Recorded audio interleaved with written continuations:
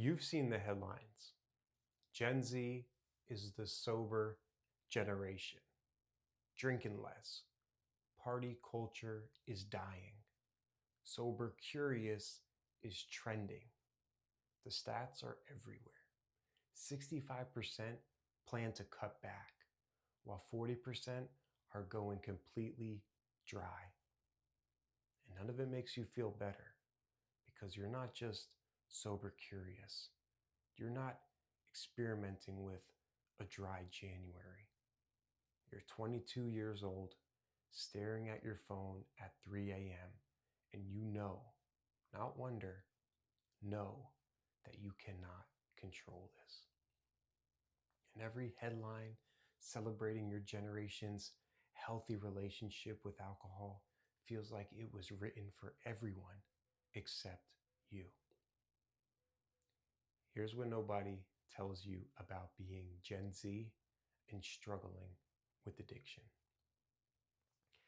I see this every day now. Young people, 19, 23, 27, walking into recovery spaces and feeling like they've failed twice. Once because they couldn't control their using, and again because their entire generation is supposedly moving past all of this without them. I know that feeling. My own relationship with substances started young.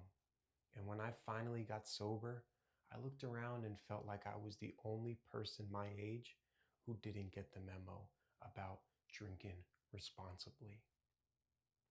It's a specific kind of loneliness, being young and sober in a culture that treats drinking as optional, but addiction as a moral failure. The reality is, Gen Z faces a set of threats around substance use that no generation before you has faced. Fentanyl is in everything. A single pill, a single line can end your life. Vaping normalized nicotine addiction before you were old enough to understand what is even happening. Social media documents every night out and every rock bottom. Ketamine is being marketed as therapy. Weed is stronger than it's ever been and sold as wellness. And underneath all of it, the mental health baseline is worse. Gen Z reports higher rates of anxiety, depression, and loneliness than any generation before. You're not just using to party, you're using to survive your own brain. The culture says Gen Z is the sober generation, but the reality is Gen Z is a generation in pain with access to more lethal substances, more normalized addiction pathways, and more ways to hide it. But here's where it gets dangerous. When the cultural narrative is Gen Z doesn't really drink, your addiction becomes invisible. Nobody notices you're not just sober curious, you're struggling.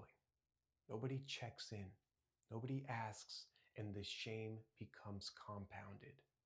Because now it's not just you can't control substances, it's that you can't even be good at the one thing your generation is supposedly good at: having a healthy relationship with alcohol. So you hide. Because if everyone else figured it out, what's wrong with you? In isolation at 22, with a phone in your hand and fentanyl in the supply? Isolation is not just loneliness, it's a loaded gun. Let's get one thing straight. The sober curious movement is not the same thing as addiction recovery.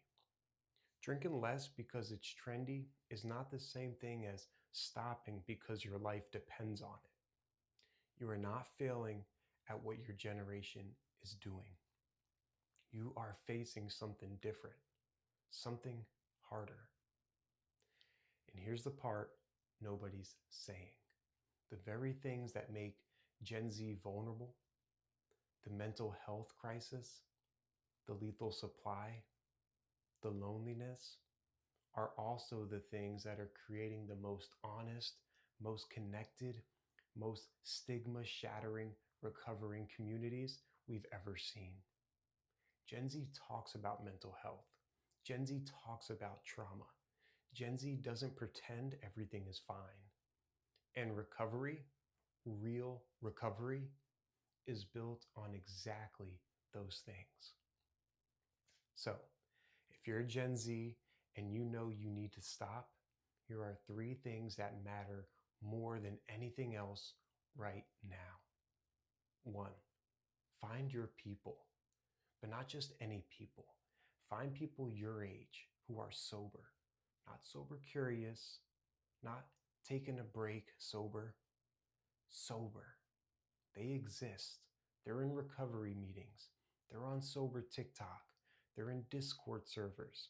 You need to see someone who looks like you. Same age, same culture, same references. Doing this. Not because older people can't help you, but because there's something uniquely powerful about looking across the room and seeing someone your age who gets it. 2, get honest about what you're actually using. Gen Z addiction doesn't always look like what we were warned about. It might be Adderall to function. It might be weed all day, every day, and telling yourself it's medicine. It might be ketamine at parties and calling it spiritual. It might be vape and nicotine every 15 minutes and not even counting it. Name it. Whatever it actually is, you can't recover from something you're still calling not that bad. And 3, tell one person the full truth, not the curated version, not I'm doing a sober month, the full truth. I think I have a problem and I'm scared. One sentence, one person, that's the door. Everything else, meetings, therapy, treatment, whatever comes next, starts with walking through it. Those headlines about Gen Z drinking less, they're not wrong, but they're not the whole story either. Because for every statistic about reduced alcohol consumption, there are people your age fighting for their lives against substances the headlines don't name.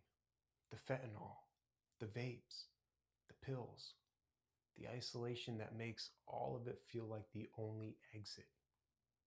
If that's you, you're not failing at being part of the sober generation. You're just fighting a harder battle that the headlines can capture. Drop a comment. If you're young and sober, just say how old you are and how long you have. Let whoever's reading this see that they're not the only one. You're not behind. You're not broken. You're not the outlier in the data. You're just early to something most people your age won't understand until they need it.